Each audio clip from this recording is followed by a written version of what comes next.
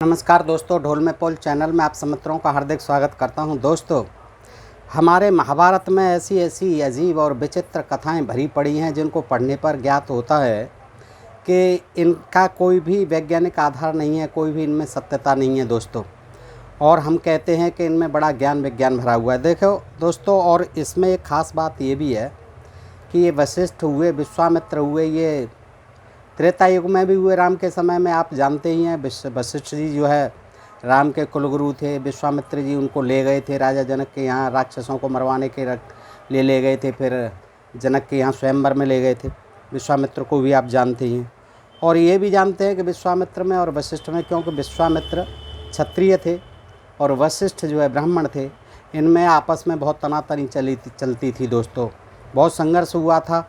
और कथा तो यहाँ तक आती है कि विश्वामित्र जो है उन्होंने इनके कपिला गाय के ऊपर जो है लेकर, उसको वशिष्ठ की गाय को लेकर संघर्ष हुआ था। और उसमें जो है वशिष्ठ के 100 पुत्रों को मार दिया था विश्वामित्र ने।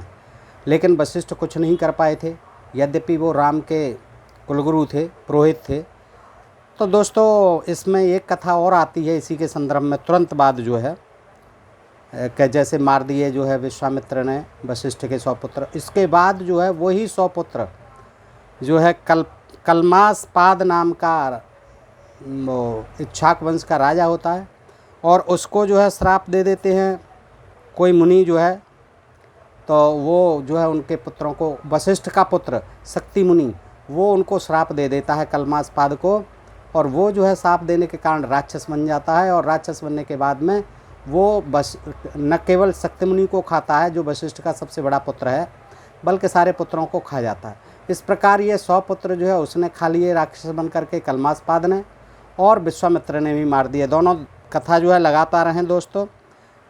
तो ये देख लेते हैं कि कितनी विचित्र कथा है और किस तरह से वो राक्षस बन जाते थे। श्राप देने पे ही राक्षस बन जाते थे और जो है वो मार के खा जाते थे आदमियों को। तो 100 पुत्रों को खा जाता है। ये देखिए दोस्तों, पहले देख लेते हैं कि 100 पुत्र विश्वामित्र ने कैसे मारे थे संक्षेप में।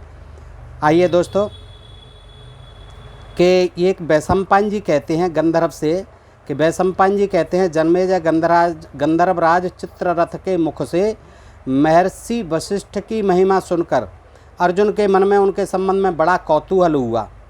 जन्मेजय से कहते हैं वैशंपायन जी कि हे जन्मेजय, गंधर्वराज चित्ररथ के मुख से महर्षि वशिष्ठ की महिमा सुनकर अर्जुन के मन में उनके संबंध में बड़ा कौतूहल हुआ। उन्होंने पूछा, गंधर्वराज, हमारे पूर्वजों के पुरोहित महर्षि वशिष्ठ कौन थे? वो जानते नहीं थे। महर्षि वशिष्ठ के बारे में पूछते हैं गंधर्वराज से कि हे गंधर्वराज जी, ये बताइए हमारे पूर्वजों के पुरोहित महर्षि वशिष्ठ कौन थे? कृपया उनका चरित्र सुनाइए। गंधर्व ने क्या कहा कि महर्षि वशिष्ठ ब्रह्मा के मानस पुत्र हैं। ये ब्रह्मा के मानस पुत्र बताए जाते हैं। उनकी पत्नी का नाम अरुंधति है। वह वैश्या पुत्र थे। वैसे दोस्तों, उन्होंने अपनी तपस्या के बल से देवताओं के लिए भी अजय काम और क्रोध पर विजय प्राप्त कर ली थी। उन्होंने अपनी इंद्रियों को बस में कर लिया था, इसलिए उनका नाम वशिष्ठ हुआ। अपनी इंद्रियों को उन्होंने बस में कर लिया था और देवताओं पर भी उन्होंने विजय प्राप्त कर ली थी, काम और क्रोध पर विजय प्राप्त कर ली थी, इसलिए उनका नाम वशिष्ठ हुआ। विश्वामित्र के बहुत अपराध करने पर भी उन्होंने अपने मन में क्रोध नहीं आने दिया। देखिए, विश्वामित्र के बहुत अपराध करने पर भी उन्होंने अपने मन में क्रोध नहीं आने दिया और उन्हें क्षमा कर दिया। यद्यपि विश्वामित्र ने उनके 100 पुत्रों का नाश कर दिया था, 100 पुत्र मार दिए थे, और वशिष्ठ में बदला लेने की पूरी शक्ति थी, फिर भी उन्होंने कोई प्रतिकार नहीं किया। अब यहाँ दोस्तों ये भी बात देखने की है कि 100 पुत्रों को मार सकते थे वशिष्ठ के विश्वामित्र जी, तो ताड़का जैसी महिला को, राक्षसी को मारने के लिए, 1-2 राक्षसों को और 10-20 राक्षसों को और मारने के लिए रामचंद्र जी को ले गए, लक्ष्मण जी को ले गए। दोस्तों, जब उनमें इतनी शक्ति थी तो उन राक्षसों को स्वयं क्यों नहीं मार दिया था? तो इस तरह की ये कहानियाँ हैं दोस्तों, कि मार दिए थे विश्वामित्र ने उनके 100 पुत्र और फिर भी वशिष्ठ कुछ नहीं बिगाड़ पाए, क्रोध को पी करके रह गए। और यही पुत्र जो है आगे आज देखते हैं। ये कथा महर्षि वशिष्ठ की क्षमा कलमासपाद की कथा है। तो गंधर्व चित्ररथ कहते हैं, अर्जुन, अर्जुन को सुना रहे हैं गंधर्व चित्ररथ आगे कि राजा इक्ष्वाकु के वंश में, यानी उसी वंश में जिसमें राम पैदा हुए थे, राजा इक्ष्वाकु के वंश में कलमासपाद नामक एक राजा हो गया है। एक दिन की बात है, वह शिकार खेलने के लिए वन में गया। लौटने के समय वह एक ऐसे मार्ग से आने लगा जिसमें केवल एक ही मनुष्य चल सकता था। इतनी सकरी कोई गली थी कि जिसमें केवल एक ही मनुष्य चल सकता था। वह थका मादा और भूखा प्यासा तो था ही। उसी मार्ग पर सामने से शक्तिमुनि आते दिख पड़े। शक्तिमुनि आते दिख पड़े। शक्तिमुनि वशिष्ठ के 100 पुत्रों में सबसे बड़े थे। राजा ने कहा, तुम हट जाओ, मेरे लिए रास्ता छोड़ दो। शक्ति ने कहा, महाराज, सनातन धर्म के अनुसार क्षत्रिय का यह कर्तव्य है कि वह ब्राह्मण के लिए मार्ग छोड़ दे। कलमास जो है अपनी कहने लगा कि हट जाइए, रास्ता दे दीजिए क्षत्रिय को। और फिर शक्ति मुनि कहने लगे कि सनातन धर्म के अनुसार क्षत्रिय का यह कर्तव्य है कि वह ब्राह्मण के लिए मार्ग छोड़ दे। इस प्रकार दोनों में कुछ कहासुनी हो गई। न ऋषि हटे और न राजा। राजा के हाथ में चाबुक था। उन्होंने बिना सोचे विचारे ऋषि पर चाबुक चला दिया। शक्ति मुनि ने राजा का अन्याय समझकर उन्हें शाप दिया कि अरे नृपाधम, अधम अधम नृप, तू राक्षस की तरह तपस्वी पर चाबुक चलाता है, इसलिए जा, राक्षस हो जा। राजा राक्षस भाव से आक्रांत हो गया। उसने कहा, तुमने मुझे अयोग्य शाप दिया है, इसलिए लो, मैं तुमसे ही अपना राक्षसपना आरंभ करता हूँ। आपने जो है मुझे गलत जो है राक्षस बना दिया, गलत शाप दिया है। अब मैं अपना राक्षसपना तुमसे ही प्रारंभ करता हूँ। इसके बाद कलमासपाद शक्ति मुनि को मारकर तुरंत खा गया। अब देखिए, राजा था, इक्ष्वाक वंश का क्षत्रिय था कलमासपाद, और शाप से राक्षस हो गया। और राक्षस होते ही वो राक्षसपना किस तरह दिखाता है कि वो शक्ति मुनि को ही मारकर तुरंत खा गया। केवल शक्ति मुनि को ही नहीं, वशिष्ठ के जितने पुत्र थे सभी को उसने खा लिया। शक्ति और वशिष्ठ के दूसरे पुत्रों के भक्षण में सभी को उसने खा लिया, 100 पुत्रों को। शक्ति और वशिष्ठ के दूसरे पुत्रों के भक्षण में कलमास का राक्षसपना तो कारण था ही। अब बताइए, आप सोच लीजिए दोस्तों, राक्षस कोई विशेष लोग नहीं होते थे।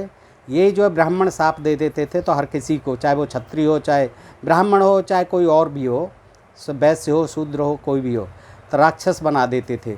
इसी तरह से इक्ष्वाक वंश का जो राजा कलमास है उसको राक्षस बना देते हैं शाप से। और उसने अपना राक्षसपना दिखाया कि न केवल शक्ति मुनि को खाया बल्कि सारे पुत्रों को, 100 जो पुत्र थे वशिष्ठ के, खा गया। शक्ति और वशिष्ठ के दूसरे पुत्रों के भक्षण में कलमास का राक्षसपना तो कारण था ही। इसके सिवा विश्वामित्र ने भी, देखो विश्वामित्र की तो उनके दुश्मनी चलती थी, तो उन्होंने भी क्या कमाल किया कि विश्वामित्र ने भी पहले द्वेष का स्मरण करके, पहले द्वेष क्या था, तुमने 100 पुत्र मार दिए उनके, फिर भी द्वेष मानते हो, उन्होंने क्षमा कर दिया वशिष्ठ ने। तो पहले द्वेष का स्मरण करके किंकर नाम के राक्षस को आज्ञा दी थी कि वह कलमासपाद में प्रवेश कर जाए। एक तो राक्षस वो बना ही दिया, एक राक्षस जो है बस शक्ति मुनि ने बना दिया उसको सांप से, और एक राक्षस उसके अंदर, राक्षस के अंदर एक राक्षस और प्रवेश करा दिया, घुसा दिया। किसने? विश्वामित्र ने। कौन? किंकर नाम का एक राक्षस, कि तू जा कलमासपाद में प्रवेश कर जा। कलमासपाद में प्रवेश कर गया, जिसके कारण वह ऐसे नीच कर्म में प्रवृत्त हुआ, डबल राक्षस हो गया, एक राक्षस और घुसेड़ दिया, तभी वो 100 पुत्रों को खा गया। वशिष्ठ जी को यह बात मालूम हुई। उन्होंने जाना कि इसमें विश्वामित्र की प्रेरणा है। विश्वामित्र को, वशिष्ठ को पता चला कि मेरे 100 पुत्रों को खा गया, और जबकि वहाँ विश्वामित्र ने पहले ही मार दिए हैं, इस कथा से पूर्व की जो कथा है। तो ये जो है इस तरह की कहानियाँ लिख दी हैं दोस्तों, आप स्वयं देखें। और कहाँ कहाँ ये जो है दोनों ऋषि त्रेता युग में भी हैं, फिर यहाँ द्वापर युग में भी हैं, महाभारत काल में, और एक युग कम से कम 1000 साल का तो होता ही होगा। जैसा तो ये तो लाखों में बताते हैं, पता नहीं कितनी गणना करते हैं कि लाखों में होता है। तो क्या ये विश्वामित्र और वशिष्ठ जैसे ब्राह्मण ऋषि ये लाखों साल जिंदा रहे, हज़ारों साल जिंदा रहे? कोई इनका सिर पैर नहीं है। तो दोस्तों क्या होता है, वशिष्ठ जी को यह बात मालूम होती है। उन्होंने जाना कि इसमें विश्वामित्र की प्रेरणा, विश्वामित्र की चाल है इसमें, फिर भी उन्होंने अपने शोक के वेग को वैसे ही धारण कर लिया जैसे पर्वतराज सुमेर पृथ्वी को, वाह, जैसे पर्वतराज सुमेर पृथ्वी को धारण करता है। देखिए क्या उपमा। अब पृथ्वी धारण करती है सुमेर पर्वत को, कि पर्वतराज सुमेर पृथ्वी को धारण करते हैं। नई नई बातें उन्होंने ऐसे ही धारण कर लिया। क्या उपमा है, अपने शोक के वेग को वैसे ही धारण कर लिया जैसे पर्वतराज सुमेर पृथ्वी को। उन्होंने प्रतीकार की सामर्थ्य होने पर, यानी बदले की सामर्थ्य होने पर भी उनसे किसी प्रकार का बदला नहीं लिया। अब बदला कैसे लेते, राजा था, छत्री था, और आपने ही उसको राक्षस बना दिया, बदला कहाँ से लोगे आप। एक बार महर्षि वशिष्ठ अपने आश्रम पर लौट रहे थे, उसी समय ऐसा जान पड़ा, ये भी देख लीजिए क्या है कि फिर महर्षि वशिष्ठ अपने आश्रम पर लौट रहे थे, इसी समय ऐसा जान पड़ा मानो उसके पीछे पीछे कोई वेदों का अध्ययन करता हुआ चलता है। वशिष्ठ ने पूछा कि मेरे पीछे पीछे कौन चल रहा है। आवाज़ आई कि मैं आपकी पुत्रवधू सत्य पत्नी अदृश्यंती हूँ। उन्होंने पूछा, भाई मेरे पीछे कौन आ रहा है जो वेद पढ़ता आ रहा है। तो आवाज़ आई कि मैं तो आपकी पुत्रवधू अदृश्यंती हूँ, मेरा नाम अदृश्यंती है, मैं जो शक्ति की पुत्री हूँ, जिस शक्ति मुनि को कलमास खा गया, राक्षस खा गया मारकर, मैं उसकी पत्नी हूँ। वशिष्ठ बोले, बेटी मेरे पुत्र शक्ति के समान स्वर से सांग वेदों का अध्ययन कौन कर रहा है। बोला, बेटी ये बताओ, आप तो ठीक है मेरी पुत्रवधू हो, लेकिन ये वेदों का अध्ययन कौन कर रहा है इतनी जोर जोर से। तो अदृश्यंती ने कहा, क्या कहा उसकी पुत्रवधू ने, आपका पौत्र मेरे गर्भ में है, आपका पौत्र मेरे गर्भ में है, यानी शक्ति मुनि जिसको खा गया है उसका बेटा मेरे गर्भ में है। वह 12 वर्ष से गर्भ में ही वेदाध्ययन कर रहा है। देखिएगा कितनी विचित्र बात है, 12 वर्ष से गर्भ में ही वेदाध्ययन कर रहा है, कमाल की बात है। यह सुनकर वशिष्ठ मुनि को बड़ी प्रसन्नता हुई। उन्होंने सोचा, अच्छी बात है, मेरी वंश परंपरा का उच्छेद नहीं हुआ, विनाश नहीं हुआ। यही सब सोचते हुए वे लौट ही रहे थे कि एक निर्जन वन में कलमासपाद से उनकी भेंट हो गई, मिल गया, इनको भी मिल गया कलमासपाद।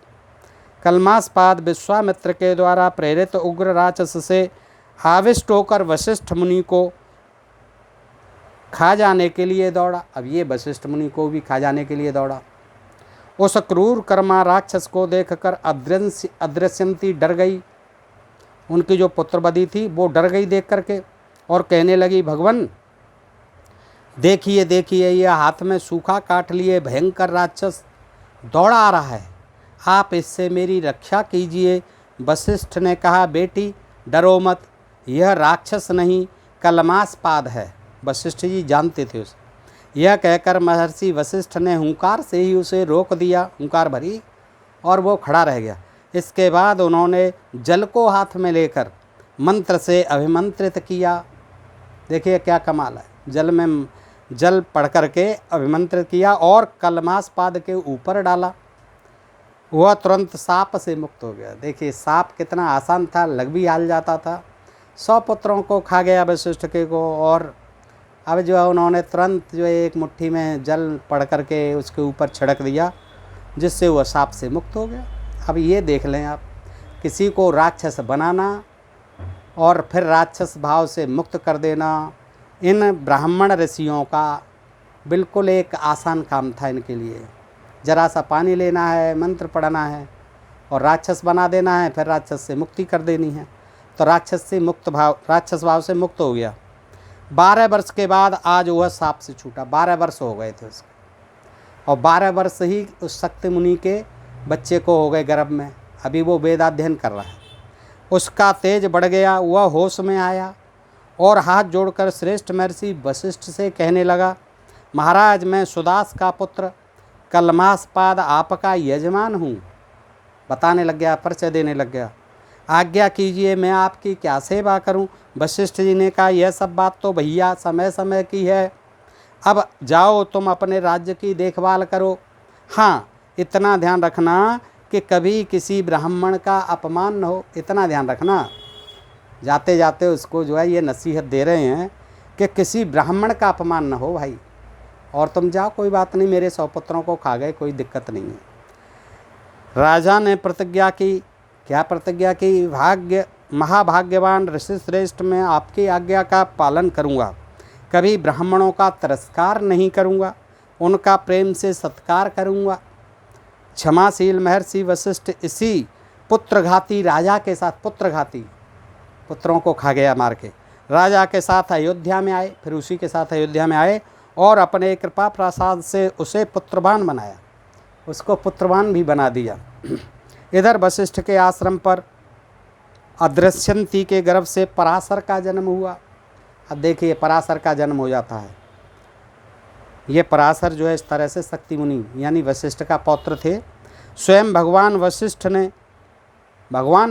ने पराशर के जात कर्मादि संस्कार कराएंगे ही, वो तो पौत्र था। तो धर्मात्मा पराशर वशिष्ठ मुनि को ही अपना पिता समझते थे। पिता तो देखा ही नहीं था, मार के खा गया था, तो वो इस वशिष्ठ को ही, अपने दादाजी को ही पिता समझता था। पिताजी पिताजी कहकर पुकारते थे। एक दिन अदृश्यंती ने बतलाया कि ये तुम्हारे पिता नहीं दादा हैं। इसी प्रसंग में पराशर जी को यह भी मालूम हुआ, अपनी माता श्री के मुख से ये प्रसंग मालूम पड़ा कि मेरे पिता को राक्षस ने खा डाला।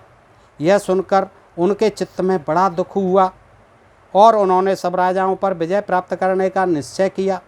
महर्षि वशिष्ठ ने प्राचीन कथाएं कहकर उन्हें समझाया और आज्ञा की कि तुम्हारा कल्याण इसी में है, तुम क्षमा करो। इन क्षत्रियों से, इन राजाओं से पंगा मत लो बेटा, मैं बहुत भुगत चुका हूँ, मेरे 100 पुत्रों को खा गए ये, तुम क्षमा करो, किसी को पराजित मत करो। तुम तो अभी बच्चे हो, पैदा हुए हो, अभी से इतनी गुस्सा मत करो। मैं कितने गुस्से को पी कर बैठा हूँ। तुम्हें मालूम ही है कि इन राजाओं को जगत में कितनी आवश्यकता है। तुम्हें मालूम ही है कि इन राजाओं की जगत में कितनी आवश्यकता है। इनकी बहुत आवश्यकता है, इन्हें मत मारो, इन पर दया करो। वशिष्ठ के समझाने बुझाने से पराशर ने राजाओं को पराजित करने का निश्चय तो छोड़ दिया, परंतु राक्षसों के विनाश के लिए घोर यज्ञ प्रारंभ किया। अब बताइए, राजाओं पर तो कृपा कर दी, राक्षसों को मारने के लिए, विनाश के लिए घोर यज्ञ प्रारंभ कर दिया। अब राक्षस कहाँ थे? राक्षस तो यही था जो तुम्हारे सबको खा गया। अब वो राजा बना दिया उसको, फिर से राजा है, तो अब उसको तो समझा दिया, लेकिन राक्षस पता नहीं कौन थे। उनके विनाश के लिए अब इनकी जन्मजात दुश्मनी होती थी किन्हीं राक्षसों से। और दोस्तों, ये राक्षस जो है यहाँ के यही अनार्य लोग थे और इन्हीं को मारने के लिए सारे ये षड्यंत्र किया करते थे। उस यज्ञ से जब राक्षसों का नाश होने लगा, अब यज्ञ इसीलिए करते थे कि राक्षसों का नाश हो, राक्षसों का नाश होने लगा, क्योंकि राक्षस जो है इनके पशुओं को जो बलि देते थे उनको रोकते थे, क्योंकि वो यहाँ की संस्कृति में नहीं था पशुओं को मारना। वो पशुओं के पूजक होते थे, पशुओं से खेती करते थे। गाय और बैल आदि का यूज जो है खेती में भी होता है, तो वो जो है उनको रोकते थे, लेकिन वो जो है उनको मारते थे। तो तमाम राक्षसों का नाश होने लगा। तब महर्षि पुलस्त और वशिष्ठ ने उन्हें समझाया कि पराशर, क्षमा ही परम धर्म है। तुम्हारे सभी पूर्वज क्षमा की मूर्ति हैं। मनुष्य तो यूँ ही किसी की मृत्यु का निमित्त बन जाता है।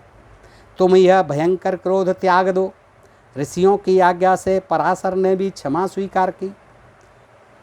अपने पिताजी का बदला नहीं लिया, अपने और जो है चाचा जियों को खा गया था उनका बदला तो नहीं लिया, लेकिन राक्षसों को मार दिया। तब समझाते हैं वशिष्ठ और पुलस्त के बेटा ऐसा काम मत करो, इन राक्षसों को मत मारो। तब वो दया करते हैं और ऋषियों की आज्ञा से पराशर ने भी क्षमा स्वीकार की और अपने यज्ञाग्नि को हिमाचल में छोड़ दिया। हिमाचल में देखिए, हिमाचल का यहाँ वर्णन आता है, हिमाचल में अपनी यज्ञ अग्नि को छोड़ दिया। वह आग अब भी राक्षस वृक्ष और पत्थरों को जलाती फिरती है। वह आग आज भी जो है राक्षसों को, वृक्षों को और पत्थरों को जलाती फिरती है, लेकिन हिमाचल में वो अब कहीं दिखाई नहीं देती कौन सी आग है दोस्तों। तो इस प्रकार से ये जो है बड़ी विचित्र कथाएं हैं दोस्तों। पढ़ने में आनंद आता है, मनोरंजन होता है, और इसी लिहाज से हम इन्हें पढ़ते हैं, सुनते हैं, समझते हैं दोस्तों कि थोड़ी देर के लिए मनोरंजन होता है। और यह भी ज्ञात होता है कि हमारे इन प्राचीन ऋषि मुनियों का ज्ञान विज्ञान कितना महान था दोस्तों। ये कुछ भी लिख सकते थे, कहीं भी लिख देते थे। और कभी विश्वामित्र और वशिष्ठ जो त्रेता युग में होते हैं राम के साथ, तो कभी कृष्ण के साथ द्वापर युग में ये क्रियाक्रम करते रहते हैं दुनिया भर के। तो दोस्तों ये जो है मैंने आपको सुनाई, इससे संक्षिप्त महाभारत से दोस्तों, गीता प्रेस गोरखपुर में है, और आदि पर्व में ये कथा दी हुई थी दोस्तों। तो दोस्तों बताएं कैसे लगते हैं मेरे ये प्रसंग आपको, और अपना आशीर्वाद और प्यार बनाए रखें दोस्तों। अपने चैनल ढोल में पोल को सब्सक्राइब करते रहें। आज के लिए इतना ही। सुनने के लिए आप सबका बहुत बहुत आभार। नमस्कार, जय हिंद, जय भारत।